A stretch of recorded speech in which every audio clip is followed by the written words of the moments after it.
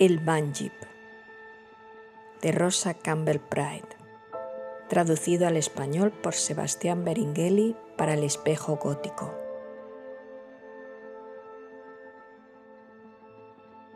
Todos los que han vivido en Australia han oído hablar del Banjip. Es el único horror respetable y espeluznante del que Australia puede presumir. El viejo mundo tiene sus historias de demonios y vampiros, de Lorelei, fantasmas y duendes, pero Australia no tiene más que su Banjip.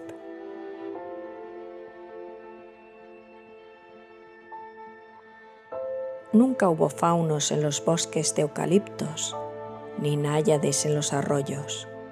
Ningún héroe mitológico dejó tras de sí historias de maravillas y encantamientos. La mano de ningún hombre blanco ha grabado registros de un pasado poético en las rocas grises de aspecto volcánico que eclipsan algunos barrancos solitarios que conozco.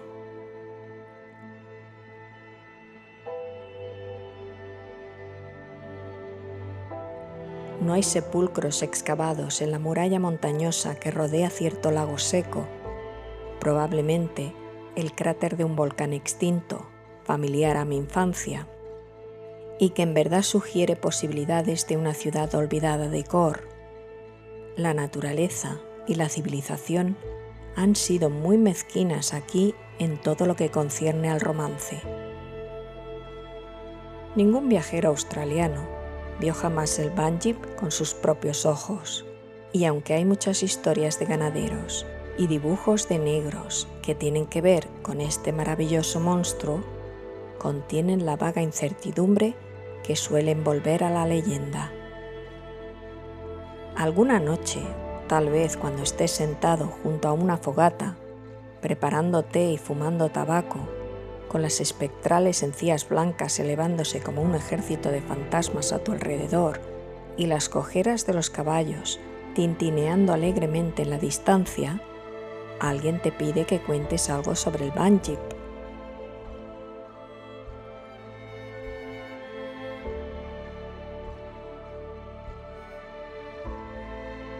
El bosquimano empatizará con el tema tanto como un irlandés con sus almas en pena. Rechazará indignado tu insinuación de que el Banjip puede ser, después de todo, tan mítico como el Jabberwock de Alicia. Y luego procederá a relatar cómo un amigo suyo tenía un compañero que conocía a otro tipo, que una vez escapó por los pelos del Banjip y lo había visto en cierta laguna a menos de 100 millas. Él mismo nunca ha visto al Banjip, ni tampoco su compañero, pero no hay la menor duda de que el otro tipo sí lo ha visto. Sin embargo, cuando se reduzcan los hechos, las declaraciones del otro tipo parecerán curiosamente vagas y contradictorias, y si los detalles han de aceptarse tal como están, el resultado debe ser una notable contribución a la historia natural. El Banjip es como la serpiente marina australiana, solo que se diferencia de esta realidad o ficción tan controvertida. No habita en el océano, sino que tiene su hogar en lagunas y pozos de agua poco profundos. Parece tener aversión por los ríos y arroyos. Ningún negro se opondrá a bañarse en un río a causa del Banjip, pero sacudirá misteriosamente su lanuda cabeza ante muchos pozos de agua de apariencia inocente y se negará a bucear en busca de raíces de nenúfar o algún manjar parecido.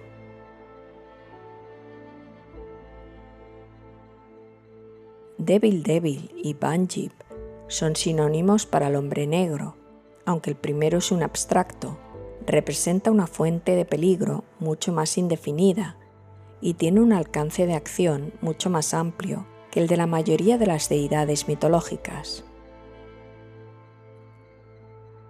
Devil es una forma conveniente de contabilizar no solo las plagas, las enfermedades y los desastres, sino también la paz, la abundancia y la buena fortuna.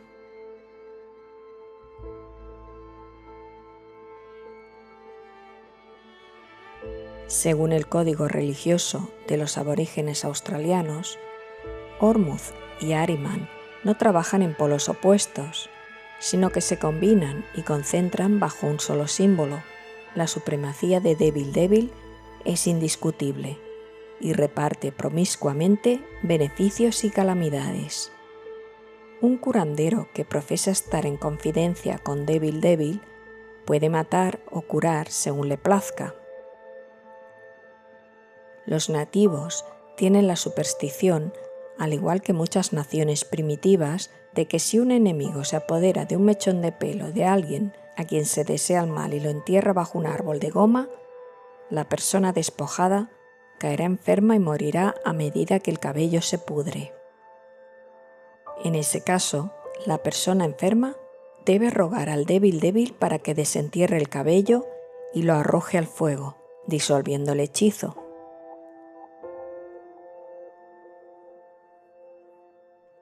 El curandero, por lo tanto, no tiene más que asegurar a su paciente que Devil Devil ha rechazado o accedido a su petición, y la consecuencia será la muerte o una pronta recuperación. Los negros tienen amor por las travesuras y se deleitan en imponerse a la credulidad de sus auditores blancos. Por tanto, sus supersticiones no deben aceptarse literalmente, pero es seguro que cuando muestran una clara reticencia con respecto a cualquier artículo de fe, este puede considerarse genuino. Los negros nunca ofrecerán voluntariamente información sobre los Banjip. Hay que sacárselas a rastras. Cuando un negro desaparece, generalmente se entiende que el Banjip se ha apoderado de él y el pozo de agua en el que se supone que vive el monstruo se convierte más que nunca en un objeto de terror y en un lugar que debe evitarse. Es posible que hasta ese momento el pozo de agua no haya sido condenado por la tradición y los negros pueden optar por divertirse en él. Pero si uno de ellos, presa de calambres o enredado en la maleza, se hunde para no salir más, se oye el terrible grito de Banjip, y esas aguas serán de ahora en adelante evitadas. Se dice que el Banjip es un animal anfibio y se lo describe de diversas formas, a veces como una serpiente gigantesca, a veces como especie de rinoceronte, de piel suave y pulposa y cabeza parecida a la de un ternero, a veces como un cerdo enorme, con el cuerpo amarillo cruzado con rayas negras. Pero también se dice que es algo más que un animal, y entre sus atributos sobrenaturales está la sensación fría, aterradora y extraña que se apodera de una compañía por la noche cuando el Banjip se convierte en tema de conversación, y se hace especial hincapié en una cierta atmósfera magnética que se supone envuelve a la criatura y que extiende una influencia mortal por algún espacio a su alrededor, haciendo que incluso su vecindad sea peligrosa. Según la leyenda, atrae a su presa por medio de esta misteriosa emanación, y cuando está lo suficientemente cerca, atrae al hombre o a la bestia hacia el agua y succiona el cuerpo. Sin hacer ruido ni luchar, la víctima desaparece y no se la vuelve a ver. Es silencioso y sigiloso, y solo en muy raras ocasiones, dicen siempre de noche, se le ha visto surgir parcialmente del agua negra que ama y lanzar un extraño gemido, como el de un niño o una mujer que sufre. Existe la teoría de que el agua es un poderoso conductor del tipo de electricidad que emite y que un estanque con orillas secas y abruptas y sin pantanos periféricos es tolerablemente seguro para beber o acampar. Pero una laguna situada en medio de un pantano tiene siempre mala reputación, y en algunas regiones es muy difícil persuadir a un negro para que se aventure en un lugar así.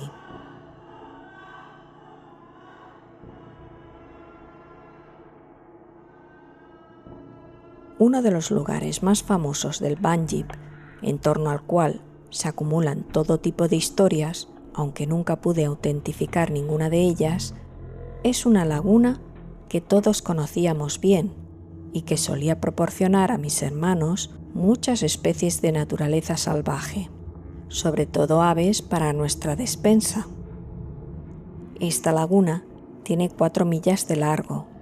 En algunas partes es muy profunda, en otras no es más que pantano, con robles y árboles fantasmales de corteza blanca que crecen espesamente en las aguas poco profundas.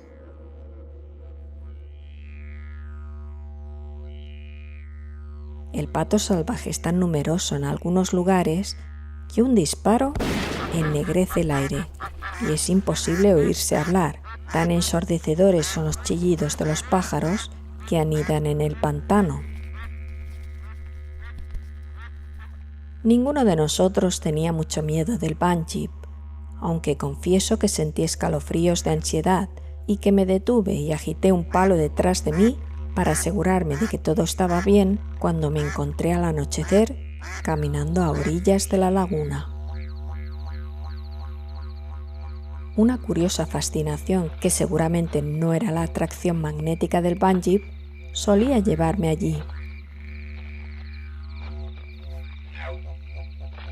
El lugar era salvaje, misterioso y solitario, y atraía con fuerza mi imaginación.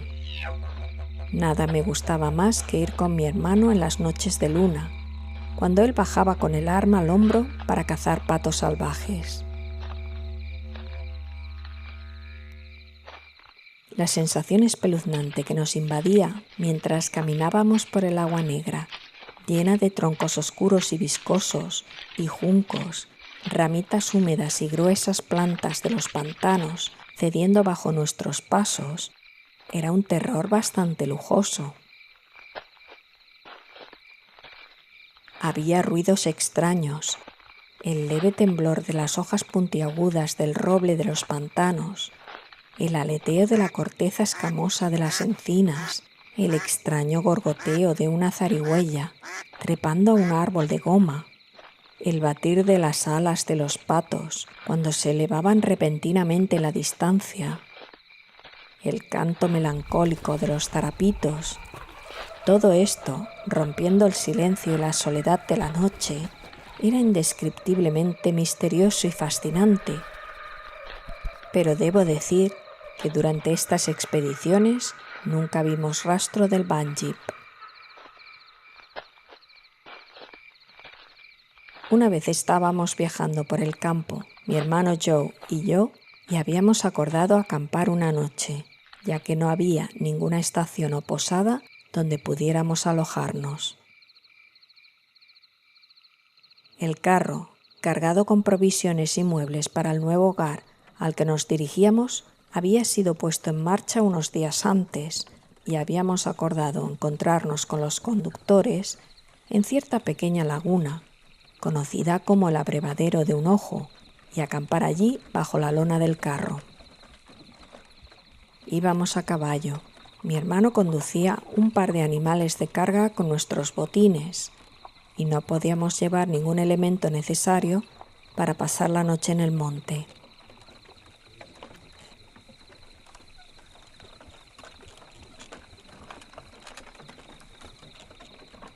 Era el mes de noviembre y el calor era agobiante. La goma roja rezumaba de los árboles de corteza de hierro y caía en grandes gotas, como sangre. El ruido ensordecedor del bosque contrastaba extrañamente con el silencio nocturno y la soledad de la laguna que he descrito. Todos los sonidos eran ásperos y chirriantes, el zumbido de los saltamontes y las langostas, el parloteo de los loros y el graznido de las cacatúas, el corretear de las iguanas sobre la hierba áspera y seca. Fue un alivio para el calor y la monotonía cuando al ponerse el sol dejamos las crestas de madera y descendimos a una laguna a través de la cual soplaba una leve brisa y donde podíamos ver, al pie de una cresta distante, el abrevadero y nuestro carro al lado, cargado y cubierto con una enorme lona que colgaba a su alrededor como una tienda de campaña.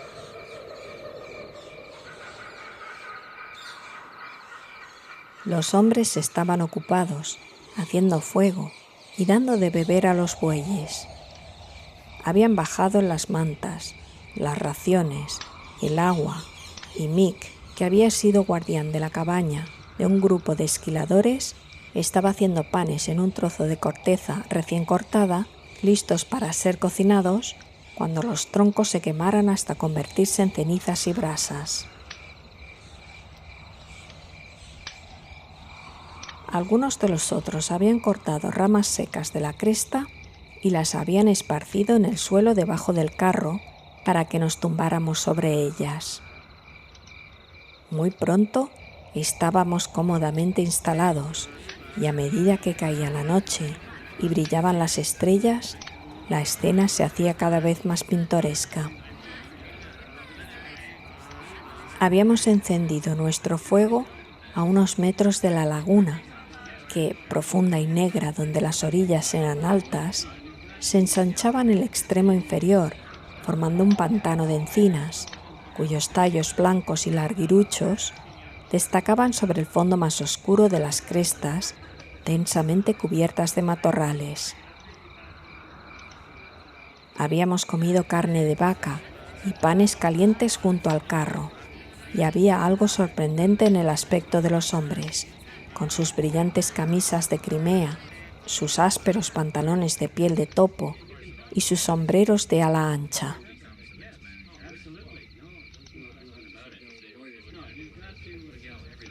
Holgazaneaban en actitud relajada, fumaban en pipa y bebían té, mientras se mostraban comunicativos bajo la influencia de un trago de grog. Contaban historias de esquila, como Paddy Mac y Long Charlie habían hecho una apuesta sobre quién podía esquilar una oveja más rápido. Como el padre Flaherty, el sacerdote local, los cronometró con su reloj. Como al oír la palabra ahora, las tijeras cortaron la lana, y como el hombre más rápido, esquiló su oveja en menos de 1 minuto, y el otro 1 segundo y medio después. Entonces Mick habló de un hombre que solía esquilar sus 120 ovejas durante el día, una hazaña de la que podía estar orgulloso. Entonces, de algún modo, quizás fue el estado salvaje y la soledad del lugar, o el viento que cruzaba la llanura, o el suspiro de las encinas, o el extraño tintineo de los cencerros de los bueyes, la conversación ladeó hacia temas espeluznantes. De la historia del fantasma del pescador, fue una transición fácil al Banjip y sus horrores sobrenaturales. La mayoría de los hombres tenían alguna historia que contar, y mientras hablábamos, una especie de escalofrío pareció apoderarse de nosotros. Uno casi podía imaginar que el horrible monstruo estaba lanzando su hechizo magnético sobre nosotros desde el oscuro pantano cercano. Al cabo de un rato, cuando descubrimos que los bilis estaban vacíos y que necesitábamos más agua para preparar un poco de té, nadie pareció inclinarse a bajar a la laguna. Mick, tomando una ramita para encender su pipa, dijo lentamente: «Pregúntale al viejo Darby Magrat si le gustaría acampar junto al pantano del Pozo del Tuerto toda la noche. Solo». «No lo creo. Recuerdo que Darby me dijo que una noche cuando cabalgaba por esta llanura después de esquilar, su caballo se detuvo de repente y tembló debajo de él, como un buey en el matadero cuando le clavan la lanza en el cuello. Darby dice que sintió frío en todos los huesos, y entonces surgió del agua una especie de ruido extraño, una especie de sonido parecido al gemido de un bebé, y simplemente espoleó a su viejo caballo y no aflojó el galope. Llegó al Coffin Lid, 5 millas más adelante. El caballo estaba empapado de sudor y el pobre Darby estaba blanco como un cadáver.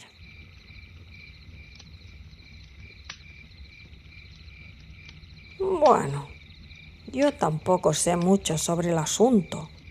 Nunca he tenido experiencias con el Banjeep, pero a menos que Jem el Dick sea un mentiroso, comenzó Long Charlie, sacando su pipa para una historia espeluznante y luego deteniéndose de repente, porque en ese momento se escuchó un sonido extraño desde la laguna o el pantano, o las llanuras a nuestra izquierda. No sabíamos de dónde. Un sonido salvaje y estremecedor que, al principio, apenas parecía humano, pero cuando se repitió después de un intervalo, golpeó mi corazón como si fuera el grito de algún animal moribundo o de un niño en extrema angustia y agonía.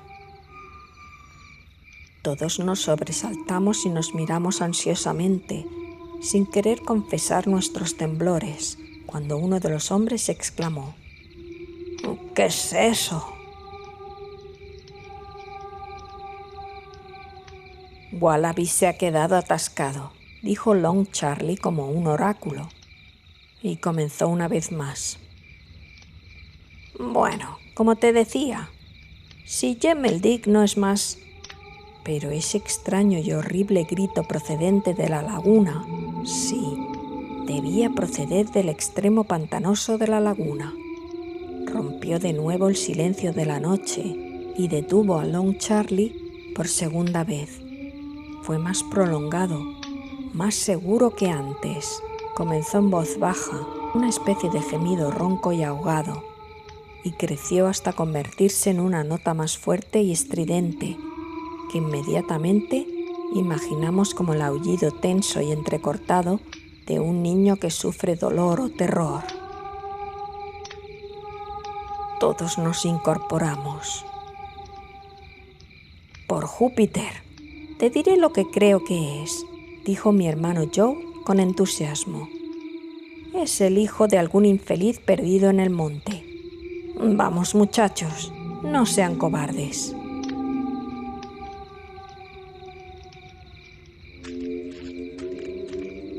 Se lanzó hacia el pantano, que se encontraba a poca distancia de nuestro campamento, alzándose sobre un espeso velo de niebla que cubría por completo las ramas menos altas y más dispersas de los árboles. Los demás los seguimos de cerca. En ese momento no nos desanimó ningún pensamiento sobre el Banjeep y su atmósfera sobrenatural. Long Charlie, el más práctico del grupo, esperó a encender una tosca linterna que colgaba de una de las grapas del carro y nos alcanzó cuando llegamos a los límites del pantano. El sonido había cesado. Miramos a través de la niebla fría y pegajosa entre las ramas retorcidas y marrones de los árboles que sacudían sus perfumadas flores. Bajo nuestros pies, el suelo, que había sido pisoteado hasta formar surcos profundos y de formas extrañas por el ganado que bajaba a beber, cedía a cada paso. Podíamos escuchar el suave «ksh» del agua desplazada y nos estremecimos cuando el lodo viscoso subió sobre nuestros empeines y goteó a través de nuestras botas, mientras los juncos pulposos saltaban hacia atrás cuando nos abríamos camino y nos golpeaban las manos con un toque pegajoso.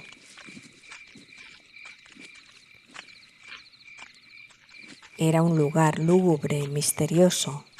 La noche, que había parecido tan silenciosa en la llanura, estaba aquí llena de ruidos fantasmales, silbidos ahogados, gorgoteos y crujidos inesperados, graznidos roncos y deslizamientos sigilosos.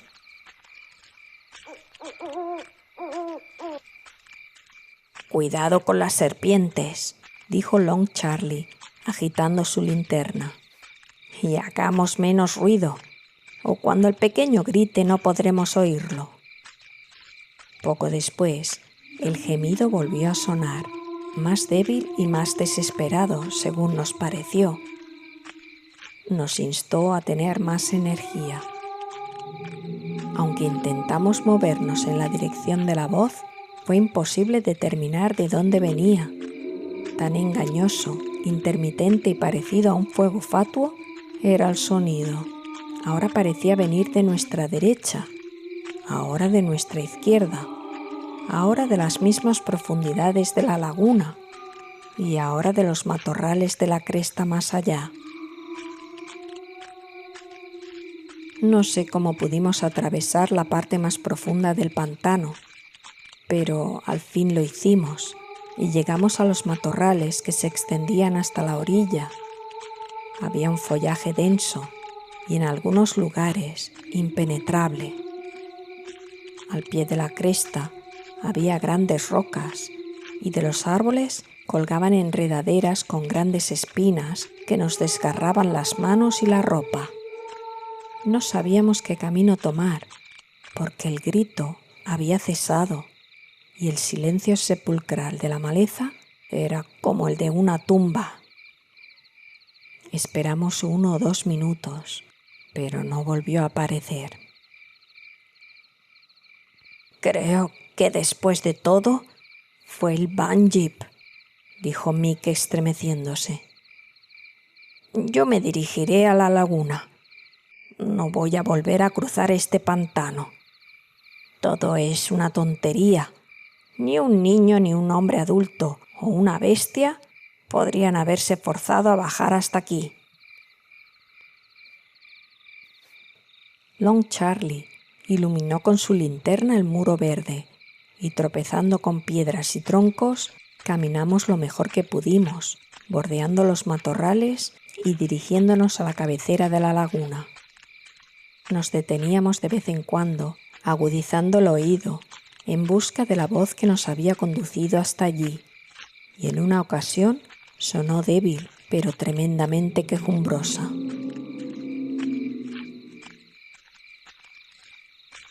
Por fin, apareció un claro en la jungla, un sendero estrecho que atravesaba el corazón de la maleza, y luego un espacio más amplio. Nos llegó el grito de advertencia de Long Charlie. «Estén atentos, es un barranco bastante profundo. Podrían romperse una pierna antes de darse cuenta. Sigan por el camino». Seguimos por el camino, esperando que Long Charlie fuera el primero con su linterna. De repente, la luna, que había salido mientras estábamos en el pantano, envió un rayo de luz a través de la abertura y nos mostró, un poco más adelante, donde el camino se ensanchaba y luego se detenía por completo, una pequeña meseta en el centro. De ahí se alzaba un gran árbol blanco, con el tronco perfectamente desnudo, abultado en el centro como un vestido hinchado por el viento. Con su forma fantástica, parecía un centinela espectral. Daba a uno una sensación extraña y espeluznante ver esta enorme cosa blanca alzándose tan solemnemente en medio de la oscuridad y la soledad. Había algo más blanco sobre la hierba, algo que tenía casi la misma forma que el árbol que yacía a sus pies. La luna estuvo oscura por un momento o dos. Nadie habló. Subimos por el costado de la cresta. Entonces, una exclamación ronca y ahogada brotó de los labios de Long Charlie, y mientras hablaba, la luna volvió a salir y movió su linterna de modo que su brillo cayera sobre la forma blanca y postrada de una serpiente marrón, reluciente, escamosa y horrible, que se desenroscó y con un movimiento rápido y ondulado desapareció en las profundidades de la maleza.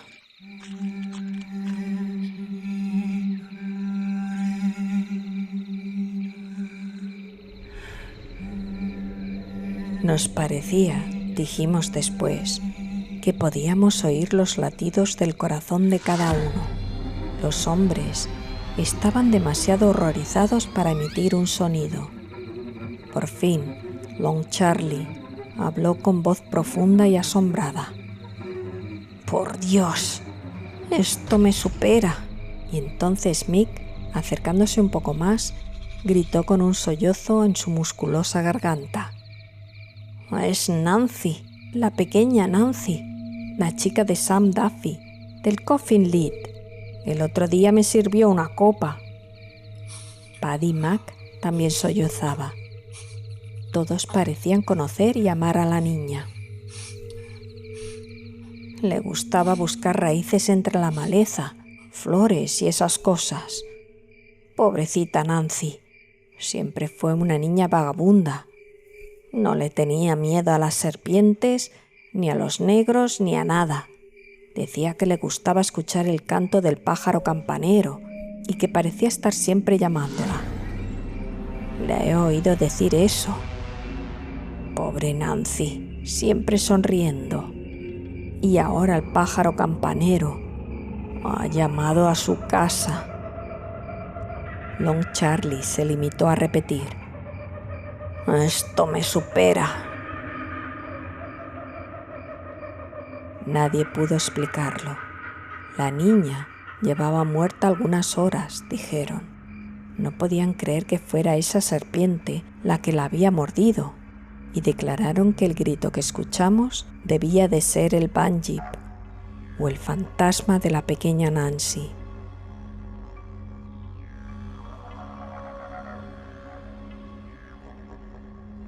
Mientras revisaba los archivos del Sydney Morning Herald correspondientes a 1848, encontré el siguiente párrafo con fecha del 1 de agosto de ese año.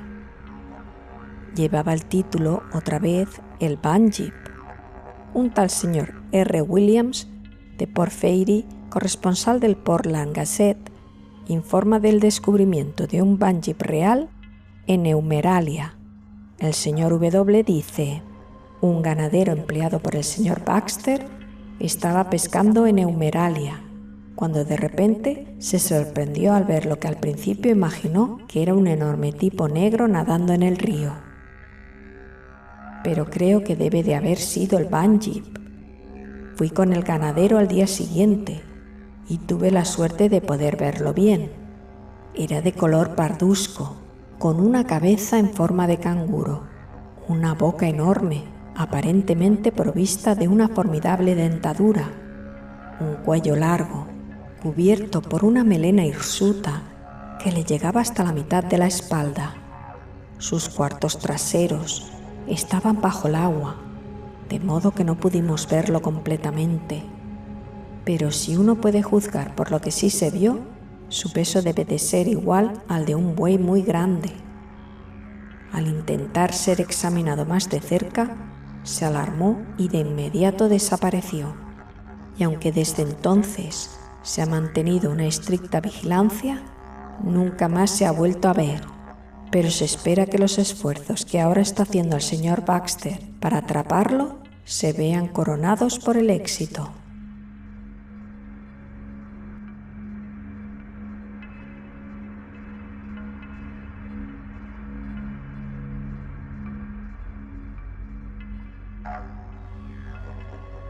La verdad es que tenía muchas ganas de incluir un relato sobre Australia en Cuentos Oscuros. El problema es que, por desgracia, no abundan relatos de nuestras temáticas predilectas como el terror y el misterio, ambientados en tierras australianas y traducidos al español. Gracias al Espejo Gótico he podido encontrar este estupendo relato de Rosa Campbell, a quien hay que reconocerle una fuerza descriptiva maravillosa y muy potente. No sé si se nota, pero hay dos temáticas que me encantan: las historias situadas en los bosques o en las carreteras o en ambos. Supongo que son espacios liminales en los que, sobre todo para quienes estamos más acostumbrados a vivir en zonas civilizadas, por decirlo de alguna manera, son lugares de paso donde en realidad no deberíamos quedarnos, y a ciertas horas del día o de la noche ni siquiera deberíamos estar allí. En fin, como decía, tenía muchas ganas de hablaros de mi país de adopción, que es Australia, pero el tema es tan amplio que solo puedo reducirlo a pequeños aspectos porque si no, podría estar hablando días y días sobre su fauna, historia, cultura, misterios e incluso sus asesinos en serie, que también son tela marinera.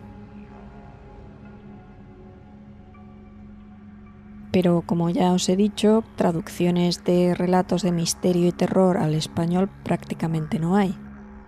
Si alguno de vosotros sabe dónde puedo encontrar una buena traducción, hacedmelo saber en los comentarios y a ver si podemos traerlos a Cuentos Oscuros. Y así tengo excusa para meteros el rollo sobre Australia.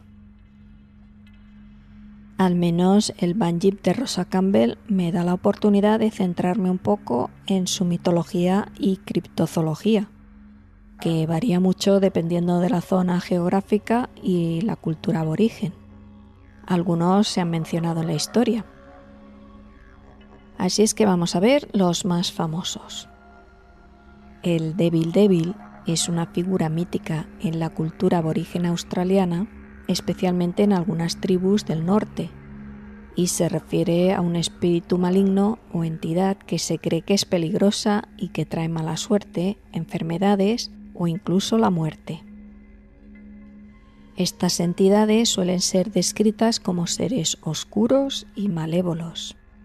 En las creencias aborígenes, los Devil Devil pueden habitar en ciertos lugares que se consideran sagrados o peligrosos, como cuevas, bosques profundos o lugares apartados. También ha de decirse que ha sido relacionado con la viruela, una enfermedad traída por los europeos. La llegada de la viruela a Australia tuvo un impacto devastador en las comunidades aborígenes, y debido a la magnitud de la tragedia y la falta de comprensión científica en ese momento, la enfermedad fue interpretada como una manifestación del mal o la obra de espíritus malignos. Pero vamos al Banjip, que es la estrella de la historia. El Banjip es una criatura mitológica que se cree habita en el agua como lagos, ríos, pantanos y billabongs, que también es una palabra aborigen que quiere decir brazo muerto de un río, vaya, como un afluente roto del río o laguna si lo preferís. Las descripciones de la criatura varían según las diferentes tribus aborígenes, pero comúnmente se lo describe como un ser grande y aterrador, con una cabeza similar a la de un perro o caballo y ojos grandes y brillantes. A veces se dice que tiene garras afiladas, colmillos y una voz que emite un rugido o grito espeluznante. Se lo considera una criatura peligrosa que acecha en el agua, esperando atacar a quienes se aventuran demasiado cerca de su territorio. En algunas historias, el Banjip es una especie de espíritu vengativo, mientras que en otras es una bestia más física. Se ha especulado que su leyenda podría haber surgido a partir de avistamientos de animales extintos o de la exageración de peligros reales asociados con los entornos acuáticos.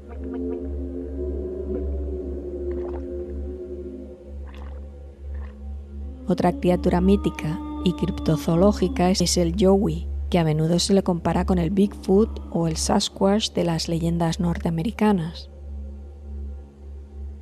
Se lo describe como un ser grande, peludo y humanoide que habita en las zonas boscosas y remotas de Australia. Las descripciones del Yowie varían, pero generalmente se lo representa como una figura alta que puede medir entre 2 y 3 metros, con un cuerpo robusto y cubierto de pelo oscuro. Los Mimi. Los Mimi son seres espirituales que aparecen en las leyendas de los aborígenes del norte de Australia, particularmente entre los pueblos del área del Arnhem Land. Se describen como seres extremadamente delgados y altos, tanto que pueden esconderse en las grietas de las rocas. Los Mimi Son considerados como espíritus antiguos y sabios, que enseñaron a los seres humanos cómo cazar y realizar otras tareas esenciales. Sin embargo, también pueden ser peligrosos si se les falta el respeto. Las leyendas advierten que los Mimi pueden soplar un viento fuerte para derribar a una persona o llevársela si se aventuran demasiado cerca de sus dominios. El Muljewan es una criatura acuática del folclore de las tribus aborígenes del sur de Australia, especialmente del río Murray. Se le describe como un ser grande y monstruoso que vive en los lagos y ríos. Según la leyenda, el Muljewan ataca a los que se aventuran demasiado cerca de su hogar, que es el agua, especialmente a aquellos que muestran falta de respeto hacia la naturaleza. Gilbrac es un ser ancestral en la mitología de los pueblos Kaurna en la región de Adelaida, en el sur de Australia. A diferencia de otras criaturas, Gilbrac es un ser benévolo y respetado. Se le describe como un ancestro héroe que viajó a lo largo de la costa del sur de Australia y sus lágrimas de tristeza formaron manantiales de agua dulce. Y este es el que me gusta más, el Drop Bear. El Drop Bear se le describe como un pariente agresivo y carnívoro del koala. Según la leyenda, el Drop Bear, literalmente el oso que se cae, se esconde en los árboles y salta sobre los viajeros desprevenidos y se le tira encima. Se dice que tiene un gran tamaño, dientes afilados y es ferocísimo. Pero el Drop Bear obviamente es una historia ficticia contada en tono humorístico a los turistas más crédulos para asustarlos y tomarles el pelo. Pero eso sí, hoy día forma parte del folclore moderno australiano.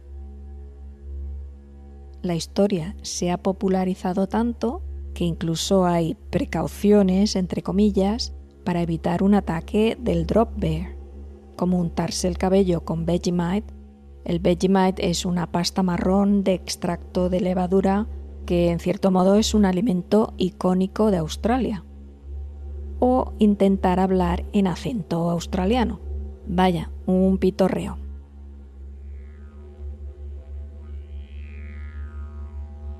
En otro programa ya os he hablado de las serpientes, con las que hay que tener mucho cuidado, pues son de las más venenosas del mundo.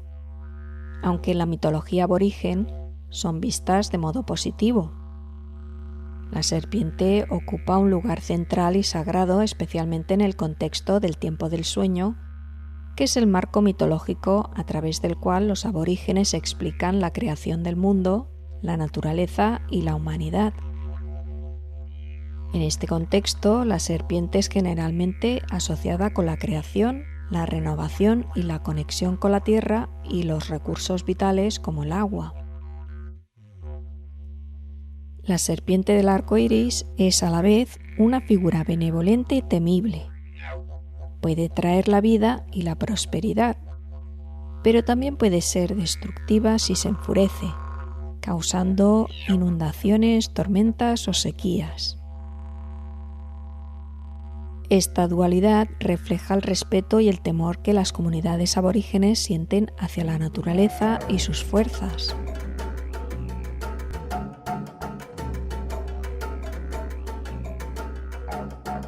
Además de la serpiente arcoíris, existen otras serpientes mitológicas en la cultura aborigen, algunas de las cuales pueden ser espíritus protectores, mientras que otras pueden ser seres más malévolos que representan peligros o advertencias. El wagil es una serpiente sagrada asociada con la creación de ríos y lagos. Es venerada por los pueblos Nyungar en la región de Australia Occidental y se cree que habita en el río Swan y otras áreas acuáticas. Vaya, en la zona donde vivo yo. En otras regiones, las serpientes son vistas como seres espirituales que enseñaron a los humanos habilidades como la caza, Los Mimi son espíritus serpiente que a veces toman la forma de ancestros y ayudan a guiar a las personas.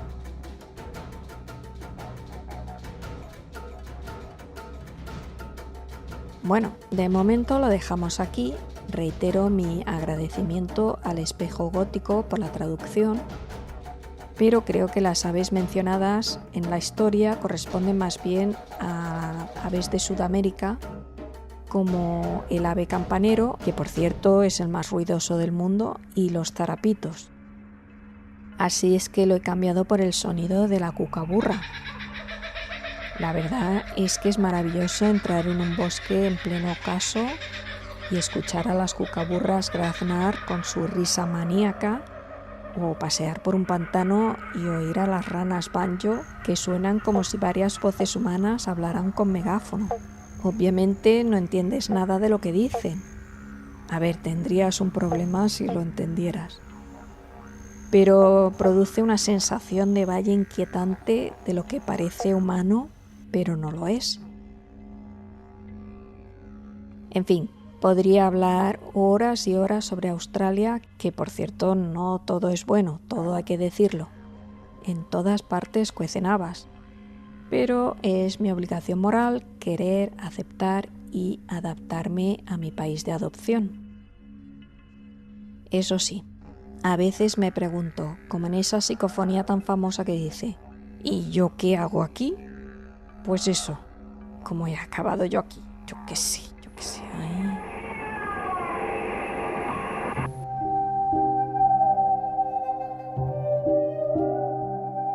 Si os ha gustado este programa, me podéis regalar un like, que eso ayuda mucho.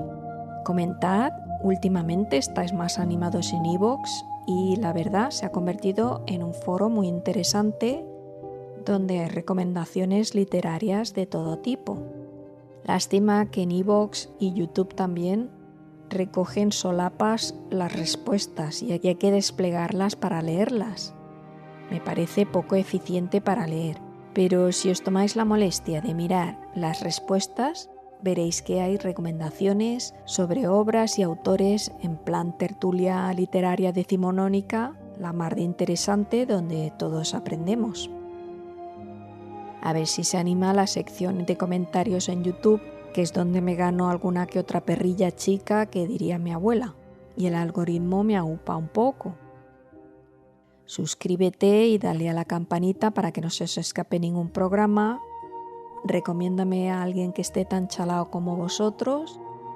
Y recuerda que tengo el don de la ubicuidad como Pío de Pietrelcina y me podéis encontrar en otras plataformas. Además de iVoox y YouTube, estoy en Spotify y Rumble, donde ya me he ganado 5 céntimos. Si has entrado en trance místico como una bacante enloquecida al escuchar mi voz y quieres entregarme un óvulo sacrificial, puedes hacerlo en el Supergracias de YouTube o me puedes invitar a un café desde cualquier plataforma donde estés. Solo tienes que ir al link de la descripción y a cambio tendréis una mención especial en el próximo audio o vídeo y un mordisco beso en el codo. Y por hoy nada más. Con respecto de algunos lugares de Australia, me quedo con la frase de John Jarratt haciendo del famoso psicópata Mick Taylor en Wolf Creek 2. Estamos en un lugar tan grande como Texas y estamos solos tú y yo. Y con esta idea deliciosamente escalofriante, lo dejo hasta la próxima. Pero antes, os voy a desear muy buenas noches, mis queridas criaturas oscuras.